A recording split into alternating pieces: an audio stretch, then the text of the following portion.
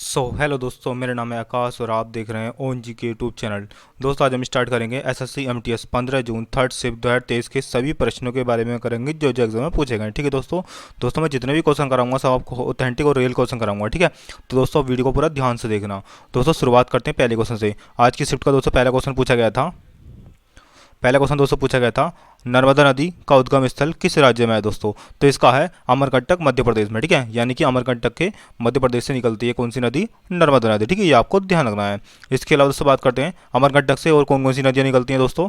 तो नर्मदा नदी, सोन नदी और जोहिला नदी। ठीक है, इनका उद्गम स्थल जो है अमरकंटक से है, ये आपको ध्यान रखना है। इसके अलावा दोस्तों बात करते हैं ताप्ती नदी। ताप्ती नदी कहाँ से निकलती है दोस्तों? तो ये सतपुड़ा की पहाड़ियों से निकलती है। ठीक है, और दोस्तों सतपुड़ा की पहाड़ियाँ कहाँ पर स्थित हैं?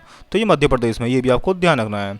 इसके अलावा उससे बात करते हैं माही नदी। तो ये कहाँ से निकलती है दोस्तों? तो ये विंध्याचल पर्वत श्रृंखला से निकलती है। ठीक है, और ये कहाँ पर है दोस्तों विंध्याचल पर्वत श्रृंखला? तो ये भी मध्य प्रदेश में है। इसके अलावा दोस्तों बात करते हैं गोदावरी नदी। तो गोदावरी नदी कहाँ से निकलती है दोस्तों? तो गोदावरी नदी नासिक महाराष्ट्र से निकलती है। ठीक है, मतलब महाराष्ट्र के नासिक में एक त्रियंबक पहाड़ी है, वहाँ से निकलती है गोदावरी नदी। ठीक है, ये आपको ध्यान रखना है। इसके अलावा दोस्तों बात करते हैं कृष्णा नदी कहाँ से निकलती है दोस्तों? तो कृष्णा नदी महाबलेश्वर से निकलती है। ठीक है, और ये भी कहाँ पर है दोस्तों? महाबलेश्वर। तो ये महाराष्ट्र में स्थित है, ये भी आपको ध्यान रखना है। इसके अलावा दोस्तों कावेरी नदी कहाँ से निकलती है? तो कावेरी नदी बहमगिरी की पहाड़ियों से निकलती है। ठीक है, और बहमगिरी की पहाड़ियाँ कहाँ पर है दोस्तों?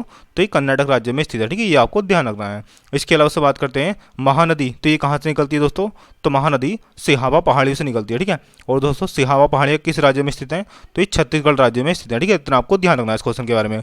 दोस्तों अगर आपको वीडियो अच्छी लगती है तो हमारे चैनल को सब्सक्राइब और वीडियो को लाइक जरूर करना। ठीक है दोस्तों, अगले क्वेश्चन की बात करते हैं। क्वेश्चन नंबर 2 पूछा गया था दोस्तों। इसके अलावा से बात करते हैं तिब्बत के मानसरोवर के पास से कितनी नदियां निकलती हैं दोस्तों? तो ब्रह्मपुत्र और सिंधु नदी। ठीक है, ये भी ध्यान रखना आपको दोस्तों। ठीक है, आने वाली शिफ्ट में दोस्तों यहाँ से क्वेश्चन जरूर पूछा जाएगा। ठीक है, इसके अलावा दोस्तों सतलुज नदी जो है ये इसकी उत्पत्ति कहाँ से होती है दोस्तों? तो सतलुज नदी कहाँ से निकलती है दोस्तों? तो तिब्बत के राक्षस ताल से निकलती है। ठीक है, ये आपको ध्यान रखना है। ठीक है दोस्तों, ये वेरी मोस्ट इंपोर्टेंट पॉइंट बता रहा हूँ दोस्तों मैं आपको। सतलुज नदी जो है दोस्तों राक्षस ताल से निकलती है। ठीक है, और राक्षस ताल कहाँ पर है दोस्तों? तो ये तिब्बत में स्थित है, ये भी आपको ध्यान रखना है। अगला क्वेश्चन दोस्तों पूछा गया था, राज्यसभा के सदस्यों का कार्यकाल कितना होता है दोस्तों? तो राज्यसभा के सदस्यों का कार्यकाल 6 वर्ष का होता है। ठीक है, ये आपको ध्यान रखना है। इसके अलावा दोस्तों राज्यसभा सदस्य बनने के लिए न्यूनतम आयु कितनी होनी चाहिए? तो राज्यसभा सदस्य बनने के लिए न्यूनतम आयु 30 वर्ष होनी चाहिए। ठीक है, ये आपको ध्यान रखना है। इसके अलावा दोस्तों लोकसभा के सदस्यों का कार्यकाल कितना होता है? तो लोकसभा के सदस्यों का कार्यकाल 5 वर्ष का होता है। ठीक है, इसके अलावा से बात करते हैं लोकसभा सदस्य बनने के लिए न्यूनतम आयु कितनी होनी चाहिए दोस्तों? तो लोकसभा सदस्य बनने के लिए न्यूनतम आयु 25 वर्ष होनी चाहिए। ठीक है, अगले क्वेश्चन की बात करते हैं दोस्तों। अगला क्वेश्चन पूछा गया था, कथकली कहाँ का शास्त्रीय नृत्य है? तो कथकली केरल का शास्त्रीय नृत्य है। ठीक है, ये आपको ध्यान रखना है। इसके अलावा उससे बात करते हैं मोहिनीअट्टम कहाँ का है दोस्तों? तो मोहिनीअट्टम भी केरल का शास्त्रीय नृत्य है। ठीक है, ये आपको ध्यान रखना है। इसके अलावा उससे बात करते हैं भरतनाट्यम कहाँ का है दोस्तों? तो भरतनाट्यम तमिलनाडु का शास्त्रीय नृत्य है। ठीक है, और सत्रिया कहाँ का दोस्तों? तो सत्रिया असम का शास्त्रीय नृत्य है। ठीक है, ये आपको ध्यान रखना है। इसके अलावा दोस्तों कुचिपुड़ी कहाँ का शास्त्रीय नृत्य है दोस्तों? तो कुचिपुड़ी आंध्र प्रदेश का शास्त्रीय नृत्य है। ठीक है, ये आपको ध्यान रखना है। अगले क्वेश्चन की बात करते हैं दोस्तों। अगला क्वेश्चन पूछा गया था, अगला क्वेश्चन दोस्तों कुचिपुड़ी से संबंधित नृत्य गान पूछा गया था। ठीक है, तो मैं आपको कुचिपुड़ी से संबंधित जितने भी नृत्य गान है सब आपको बताता हूँ। ठीक है, एक दोस्तों आपको जोड़ी याद रखनी है, पद्मश्री राधा और राधा रेड्डी की जोड़ी। ठीक है, ये आपको ध्यान रखना है। ठीक है, ये जोड़ी आपको ध्यान रखनी है। ठीक है, इसके अलावा दोस्तों कुचिपुड़ी के और प्रमुख कलाकार कौन कौन से दोस्तों? तो लक्ष्मी नारायण शास्त्री, स्वपन सुंदरी, ठीक है, राजा और राधा रेड्डी मैंने आपको बता दिया, यामिनी कृष्णमूर्ति, यामिनी रेड्डी, कौशल्या रेड्डी। ठीक है, इसके अलावा दोस्तों क्वेश्चन बनता है यहाँ से कि कुचिपुड़ी शास्त्रीय नृत्य के जनक कौन है दोस्तों? तो कुचिपुड़ी शास्त्रीय नृत्य के जनक सिद्धेंद्र योगी हैं। ठीक है, ये पॉइंट भी आपको याद रखना है। अगले क्वेश्चन की बात करते हैं। उसका अगला क्वेश्चन पूछा गया था, पंकज आडवाणी किस खेल से संबंधित हैं? तो पंकज आडवाणी स्नूकर के खिलाड़ी हैं। ठीक है, ये आपको ध्यान रखना है। नेक्स्ट क्वेश्चन दोस्तों पूछा गया था, 10 लाख आबादी में शामिल होने वाला पहला शहर कौन सा है दोस्तों? तो ये लंदन है। ठीक है, ये आपको ध्यान रखना है। अगले क्वेश्चन की बात करते हैं दोस्तों। अगला क्वेश्चन पूछा गया था दोस्तों, कमेंट बॉक्स करके बताना कि इस क्वेश्चन में लंदन था या नहीं ऑप्शन में। ठीक है दोस्तों, मैं उसके अकॉर्डिंग आपको बता दूंगा। ठीक है, नेक्स्ट स्टेप में अगला क्वेश्चन दोस्तों पूछा गया था, मिताली राज की आत्मकथा का नाम क्या है दोस्तों? तो मिताली राज की आत्मकथा का नाम है दोस्तों अन। ठीक है, अनग्रेडेड एंड ऑटोबायोग्राफी, आपको ध्यान रखना है। ठीक है, इसके अलावा से बात करते हैं मिताली राज किससे संबंधित है दोस्तों? तो मिताली राज का संबंध है क्रिकेट से, ये आपको ध्यान रखना है। ठीक है, इसके अलावा से बात करते हैं मिताली राज के जीवन पर बन रही फिल्म, ठीक है, शाबाश मिट्ठू, ये भी आपको ध्यान रखना है, ठीक है। मिताली राज के मतलब जन्म पर मतलब इनके जीवन पर बन रही है एक फिल्म शाबाश मिट्ठू, ये आपको ध्यान रखना है, ठीक है। इसके अलावा से बात करते हैं मिताली राज का जन्म कब हुआ था दोस्तों। तो मिताली राज का जन्म 3 दिसंबर 1982 को जोधपुर राजस्थान में इनका जन्म हुआ था, ठीक है।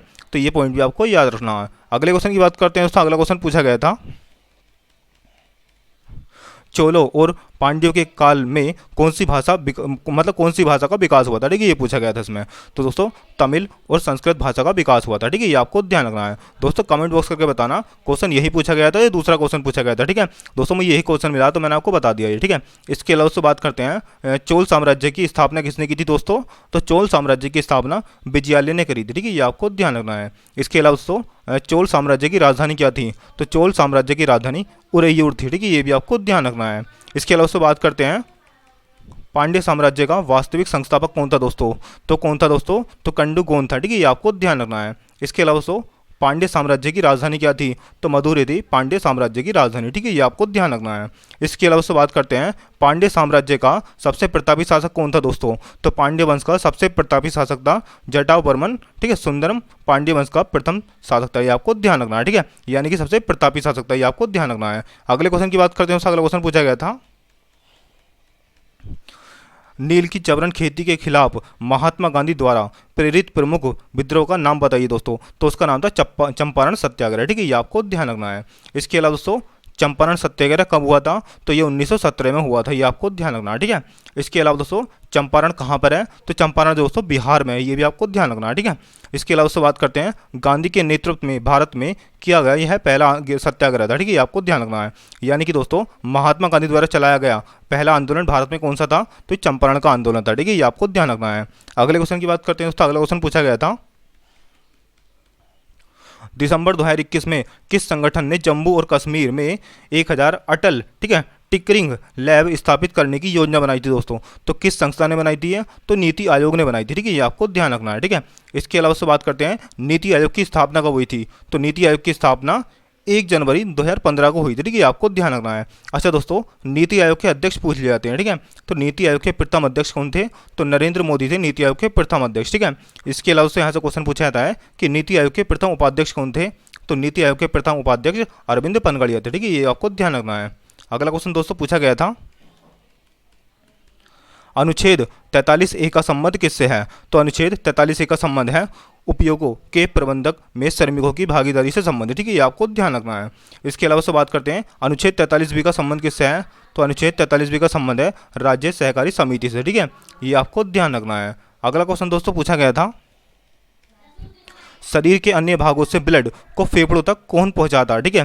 तो ये पूछा गया था दोस्तों, ये होती हैं सिराएं, ठीक है, जो कि दोस्तों शरीर के अन्य भागों से ब्लड को फेफड़ों तक पहुंचाती है, ठीक है। यानी कि शरीर के अन्य भागों से जो अशुद्ध रक्त होता है दोस्तों उसको फेफड़ों तक पहुंचाने का काम कौन करता है दोस्तों। तो सिराएं करती हैं, ठीक है, ये आपको ध्यान रखना है, ठीक है। सिराएं जो होती हैं दोस्तों अशुद्ध रक्त ले जाती हैं अंग से फेफड़ों तक, ठीक है, इतना आपको ध्यान रखना है। इसके अलावा बात करते हैं धमनियों की। तो धमनियाँ का काम क्या काम करती हैं दोस्तों। तो धमनियों के माध्यम से ऑक्सीजन और पोषक तत्वों से भरपूर रक्त को ऊतकों और शरीर के अन्य हिस्सों तक पंप करते हुए पहुंचाना, ठीक है, ये आपको ध्यान रखना है, ठीक है। यानी कि सीधा सीधा इसका मतलब निकलता है दोस्तों, शरीर के अन्य भागों तक खून कौन पहुंचाता है दोस्तों। तो धमनियां पहुंचाती हैं, और शरीर के अन्य भागों से खून को फेफड़ों तक कौन लेके जाता है दोस्तों। तो सिराएं लेके जाती हैं, ठीक है। तो हो सकता है दोस्तों आपको कन्फ्यूज दूर हो गया होगा, ठीक है। अगला क्वेश्चन दोस्तों पूछा गया था, महाराष्ट्र का प्रसिद्ध त्यौहार कौन सा है, ठीक है। तो मैं आपको महाराष्ट्र के जितने भी प्रसिद्ध त्यौहार हैं मैं आपको सब बताता हूँ, ठीक है। इसके एक है दोस्तों गुड़ी पर्व, ठीक है। एक है दोस्तों गणेश चतुर्थी, जन्माष्टमी, गुड़ी पर्व मैंने आपको बता दिया, मकर संक्रांति और नासिक कुंभ मेला। इसके अलावा दोस्तों शिवाजी जयंती, इसके अलावा दोस्तों एलोरा महोत्सव, ठीक है, ये सब महाराष्ट्र के प्रसिद्ध त्यौहार हैं, तो इतना आपको ध्यान रखना है। अगला क्वेश्चन दोस्तों पूछा गया था, क्षेत्रफल की दृष्टि से भारत का सबसे बड़ा राज्य कौन सा है दोस्तों।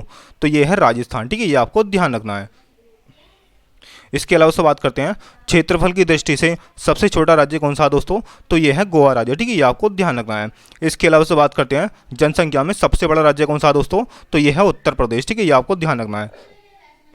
इसके अलावा से बात करते हैं जनसंख्या में सबसे छोटा राज्य कौन सा है दोस्तों। तो यह है सिक्किम, ठीक है, ये भी आपको ध्यान रखना है। दोस्तों मैं जितने भी आपको इंपॉर्टेंट फैक्ट बता रहा हूँ दोस्तों, ये सब आने वाली शिफ्टों के लिए दोस्तों बहुत महत्वपूर्ण होने वाले हैं, ठीक है।